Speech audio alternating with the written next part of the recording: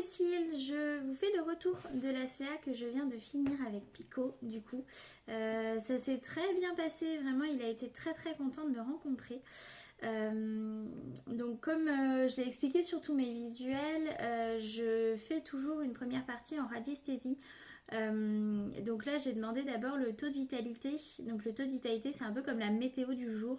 Ça va nous indiquer l'état physique et mental de l'animal au moment où on pose la question au pendule. Et donc au début de la CA, il avait un taux de vitalité de 80%. Donc c'est déjà un très bon pourcentage. À partir de 70%, c'est un animal en pleine santé et en pleine forme. Ensuite, j'ai demandé s'il avait des douleurs physiques ou mentales et ça m'a dit que non. Du coup, il n'y a pas de réel traumatisme ou de douleur physique. Donc, c'est très bien. Du coup, j'ai commencé la communication animale. Pico est venu vers moi en courant. Et puis, il a reculé, en fait, il est parti sur mon chemin intérieur et il s'est mis à courir vraiment dans l'autre sens, donc bah, je l'ai suivi. Il se retourne vers moi et en fait, il me dit, viens, on va plus loin. Donc je sens tout de suite qu'il part pas pour me fuir ou parce que je lui fais peur, mais juste pour qu'on aille ailleurs en fait. Il me dit qu'il a besoin d'être dans un endroit tout calme pour se poser avec moi. Du coup, je le suis. Il court en fait dans une forêt très très dense. Il court vraiment très très vite et je sens qu'il a énormément d'énergie à décharger. Il m'envoie l'information à ce moment-là qu'il n'a pas toujours la possibilité de le faire dans son quotidien. Je sens qu'il a besoin de courir pour se défouler, pour décharger bah, toutes les émotions qu'il a accumulées en fait jusque-là. À ce moment-là, il s'arrête près d'un rocher. Il y a une cascade en contrebas et il me dit qu'il a besoin de se poser. Donc il se pose sur le rocher et je m'assois à côté de lui. Il me dit qu'il y a trop de choses qui passent dans sa tête et je sens vraiment qu'il y a plein d'informations qui passent en même temps. Et dans cet environnement, je sens qu'il se détend et que le bruit de l'eau l'apaise beaucoup. Je sens que c'est très efficace sur lui. Donc à ce moment-là, bah, comme on se pose, je me présente, je lui dis que je suis Emeline, que je suis ici pour échanger avec lui. Il me dit ça va être si bien. Donc je m'assois justement près de lui et je lui dis que je suis là pour l'apaiser. Je le rassure déjà en lui expliquant que tout va bien se passer, que tant qu'on est ici, dans notre bulle, il ne se passera rien. Et il s'apaise beaucoup en fait avec mes mots. Je sens qu'avant il était un peu anxieux, il savait pas trop ce qui allait se passer. Il me dit qu'il avait vraiment énormément besoin de me rencontrer et qu'il est très heureux que ce jour soit enfin arrivé. Je sens qu'il est un peu perdu et qu'il a plein de choses à raconter. Je sens à ce moment-là un petit chien très attaché à ses humains. Je sens autour de lui vraiment une bulle d'amour et la sensation que vous avez formé une bulle d'amour autour de lui. Il me dit qu'il est bien dans sa famille. Donc à ce moment-là, il s'assoit sur mes genoux, on est toujours sur le rocher près de la cascade. Je lui demande s'il accepte de passer aux questions et il me dit est-ce que je peux rester sur tes genoux? Je m'y sens bien. Donc je lui dis qu'il peut y rester tant qu'il veut et il me dit bon bah du coup c'est d'accord pour les questions.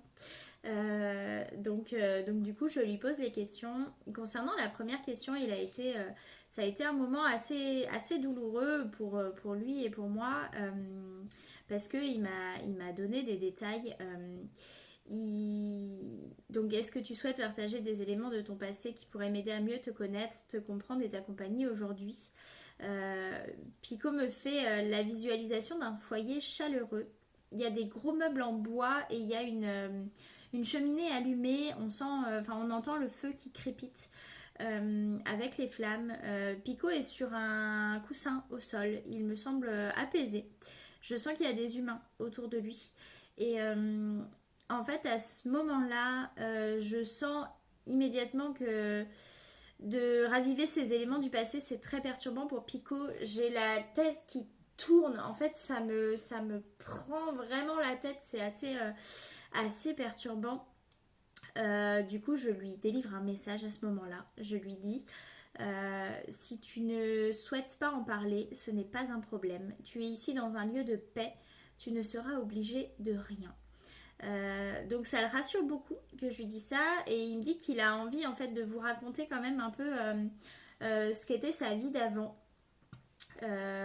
Donc il me dit que avant il a eu une vie de famille en fait, que quand il était tout petit il a été adopté par une famille. Je sens qu'il a grandi avec des enfants en fait vraiment, et que du coup il était dans une famille lambda. Il me dit que les 2 premières années de sa vie il était pas malheureux, qu'il a grandi, qu'il était tranquille. Mais il me dit que par contre, à partir de ce moment-là, petit à petit, le comportement de son maître a changé. Et il me fait parvenir les cris d'une femme. Il me dit en fait qu'il se cachait et qu'il aimait pas quand elle criait. Il m'envoie en fait, c'est pas des images. Je vois pas les gens, je vois des ombres sur un mur, des ombres vraiment noires sur un mur très clair. Il y a une femme qui crie et il y a un homme qui lève la main sur elle. Je vois que l'homme a quelque chose dans sa main et qui frappe la dame. C'est vraiment l'image qu'il m'envoie. Pico me dit que quand la femme criait, il se cachait avec les enfants et qu'ils attendaient, il y avait 2 enfants en fait, et ils attendaient tous les 3 que ça passe, entre guillemets. Pico me dit qu'il s'est aussi pris des coups, mais que la femme a toujours fait en sorte d'intervenir et que du coup il n'a pas été traumatisé par ces coups parce que c'était donc il y avait de la violence, mais lui il a toujours été à peu près conservé en fait, protégé de tout ça. Il m'explique en fait ensuite que ce qui s'est passé c'est que la femme l'a emmené en voiture et qu'elle l'a laissé sur le bord d'une route. Il me dit qu'elle lui a expliqué en fait qu'elle lui sauvait la vie. Il me dit qu'il a été très attaché à cette femme et qu'il lui sera toujours reconnaissant. Ça a été très dur pour lui de me livrer ça en fait, et il y avait beaucoup d'émotions. Je le sens à ce moment-là très nostalgique quand il me parle de cette histoire. Il me dit qu'il a été heureux en fait là-bas, mais qu'il avait vraiment peur de l'homme du foyer. Il me dit que c'est un petit guerrier et je confirme mais totalement. Il me dit qu'il s'est battu en fait pour avoir la vie calme et douce qu'il a aujourd'hui. Et il me dit que suite à l'abandon de sa maîtresse, il a erré pendant plusieurs mois tout seul en fait dans la rue. Il me dit qu'il se nourrissait de ce qu'il trouvait dans la nature, et il me dit que c'est à ce moment-là qu'il a découvert à quel point le bruit de l'eau était vraiment apaisant pour lui.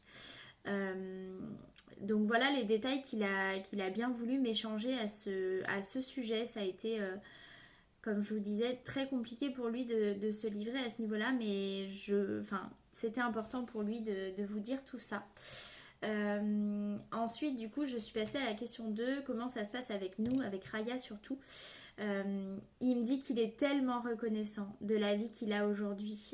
Il me dit qu'il revient de très loin et que sa vie est tellement apaisée maintenant.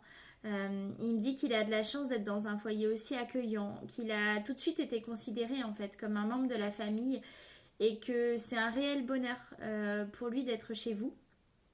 Il me dit qu'il apprécie beaucoup les énergies de Raya. Il aime en fait être en sa compagnie. Je sens qu'elle lui apporte beaucoup de bien. Il me dit qu'elle lui apporte du réconfort et qu'elle a confiance en elle, donc ça l'aide aussi à avoir confiance en lui. Il me dit qu'ils sont pas toujours collés ensemble, mais que vraiment ils s'entendent bien. Il me dit qu'il adore se balader avec elle parce qu'elle lui montre toujours des petits coins avec plein d'odeurs. Et je sens qu'ils sont vraiment très complices. Je sens une belle relation entre eux. Et donc ensuite je lui ai posé la question concernant Gnocchi et Onyx. Il me dit en fait qu'il est toujours très réactif quand il voit les chats.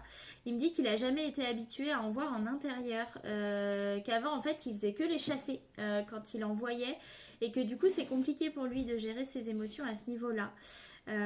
Donc je lui explique que Gnocchi et Onyx il faut pas les chasser, qu'ils font partie de la famille et que ça serait plus simple pour tout le monde en fait si tout le monde pouvait s'entendre et cohabiter ensemble. Donc il me dit qu'il comprend totalement ce que je lui explique, qu'il voyait pas les choses de cette manière-là et qu'il allait faire plus attention. Donc je lui explique que vous êtes obligé de les séparer, de les faire dormir en bas pour que tout le monde ait son moment. Il me dit qu'il est désolé de cette situation et qu'il va faire des efforts. Donc je lui demande en fait ce dont il aurait besoin pour que les choses s'améliorent. Il me dit qu'il aimerait bien échanger avec eux pour qu'ils puissent les comprendre et s'excuser de son comportement envers eux. Donc quand il me dit ça, ça me fait tout de suite penser à une CA que je propose. C'est la première fois qu'un animal m'exprime vraiment le besoin de parler à un autre animal de cette manière-là. En général, souvent c'est les humains, enfin les gardiens qui me demandent. Et du coup, en fait, il existe dans mes prestations une CA tout sans cœur qui consiste en fait à faire venir plusieurs animaux en même temps dans une CA pour que justement les animaux puissent s'exprimer, s'apaiser, s'excuser, voilà, enfin, puissent essayer de trouver un terrain d'entente. Donc je lui dis en fait que je vous transmets le message avec l'option d'une CA tout sans cœur. Je lui demande si autre chose est possible. Il me dit que déjà cette CA-là qu'on fait ensemble lui a fait comprendre beaucoup de choses et concrètement il ne sait pas trop, hormis la CA tout sans cœur, ce qui pourrait l'aider. Donc j'insiste pas à ce niveau-là. Et ensuite je suis passée à la délivrance du message. Il est vraiment très touché de ce que vous lui dites. Il me dit qu'il a enfin trouvé sa famille, vraiment ça en majuscule. Et il est tellement heureux en fait. Il me dit que votre foyer, c'est vraiment l'apaisement dont il a toujours rêvé. Il me dit qu'il vous aime très fort et que vous savez toujours le combler. Il tenait à vous remercier de l'avoir adopté et de tenter chaque jour de le comprendre un peu plus. Il me dit qu'il est vraiment trop heureux avec vous. Il adore en fait chaque moment passé avec vous et il me dit qu'il aime tellement vos câlins que c'est précieux en fait pour lui tous ces moments que vous passez ensemble. À ce moment-là, je lui propose de passer aux soins énergétiques et il accepte avec grand plaisir. Donc je commence par le soin chakra. Du coup, le chakra qui était le plus en disharmonie, c'est le chakra de la gorge. Du coup, les signes de déséquilibre potentiel, c'est un animal peu communicatif ou excessivement bruyant qui aboie ou des choses comme ça ou qui refuse d'écouter. Le chakra de la gorge est vraiment le chakra de la communication. Et je pense qu'il était aussi désaxé par rapport au chat. Parce que du coup, je pense qu'il y a un manque de communication à ce niveau-là. Je fais le soin et le soin a été très efficace. Sur Pico, il a été très réceptif. Du coup, j'ai pu réaligner tous ses chakras à 100% en fait. Donc ça, c'est vraiment chouette. Ensuite, je suis passée au soin à la flamme violette. Durant ce soin, Pico, il est toujours sur mes genoux. En fait, il y est resté tout au long de la CA. Il me dit que ça l'apaise immédiatement, qu'il se sent beaucoup plus léger et que ça lui fait un bien fou. Il est très détendu en fait et il se couche même sur mes cuisses, il se détend. Je sens qu'il y avait des blocages émotionnels. Je travaille sur des blocages qui sont assez ancrés et du coup ils implosent vraiment de l'intérieur. Enfin ils implosent et du coup les blocages se sont débloqués avec le soin. Donc j'étais vraiment contente parce que tous les blocages ont pu être traités. Et ensuite j'ai fini avec le soin en lithothérapie. Donc j'ai sélectionné les pierres dont Pico avait besoin. Il s'agit de la sodalite, du coup, qui est comme ça. C'est une petite pierre bleue en fait. Hop, je sais pas si vous arrivez à... Voilà, une petite pierre bleue. Et du coup, l'aventurine verte, du coup, qui est vraiment toute verte. Et du coup, en fait, la sodalite, elle offre le courage, en fait. C'est une pierre qui va stopper les craintes et les peurs. Et l'aventurine verte, c'est une pierre qui renforce le sentiment d'amour et de positivité. Donc ces deux pierres, elles sont vraiment complémentaires et elles ont beaucoup aidé Pico. Donc j'ai réalisé le soin vraiment grâce aux vertus des pierres que j'ai dans mes mains et elles diffusent, je diffuse en fait leur énergie tout autour de Pico. Il me dit qu'il aime beaucoup l'énergie de ces deux pierres. Je sens qu'elles sont très efficaces sur lui et je le sens vraiment beaucoup plus apaisé suite à ça. Du coup, pour prolonger le soin, si jamais vous le souhaitez, vous pouvez imprimer les photos de ces pierres et les placer en dessous de son panier. Ça permettra à Pico en fait de prendre les vertus de ces pierres. Il n'y a pas de contre-indication concernant les autres animaux. S'ils ont besoin des vertus de ces pierres, ils en profiteront également. Et s'ils n'ont pas besoin, les photos resteront tout simplement neutres.